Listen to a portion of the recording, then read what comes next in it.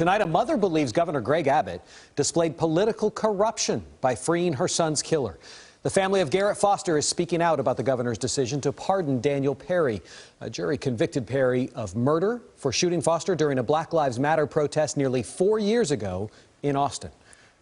Our JD Miles has the mother and grandfather's strong reaction to the controversial decision and their slim hope it could be overturned.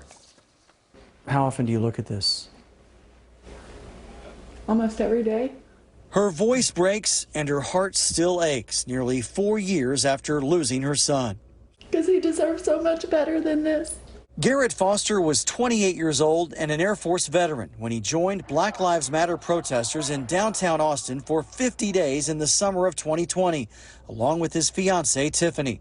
Daniel Perry was an Army sergeant who had posted on social media that, "I might have to kill a few people on my way to work. They are rioting outside my apartment complex. And I might go to Dallas to shoot looters." That was shortly before he ran a red light and drove into the crowd of protesters. Foster had an assault rifle strapped over his shoulder and was shot and killed when he approached the car driven by Perry, who also had a gun. A Travis County jury found Perry guilty of murder and sentenced him to 25 years in prison. On Thursday, Governor Greg Abbott approved a full pardon of Perry, recommended by the Texas Board of Pardons and Paroles, saying Texas has one of the strongest stand-your-ground laws of self-defense and cannot be nullified by a jury or a progressive district attorney. And I will use my constitutional authority to override his leftist policies when needed. Perry was immediately released from prison, and the victim's mother received a phone call at her home in rural Collin County.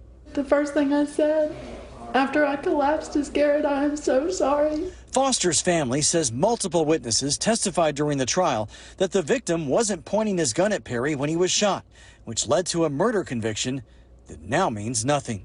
He's making a mockery of the justice system. The victim's mother says the governor's decision puts anyone who legally carries a firearm in Texas at serious risk. You can shoot somebody if you see their gun and it scares you. That's what he's saying. What if you could speak to him face to face? I would ask him what the heck he is thinking and what kind of precedent is he setting in an open carry state. He is saying Garrett deserved to die because he was carrying a gun. You clearly think this was a political action. 100%. I think they're using my dead child to make a political statement.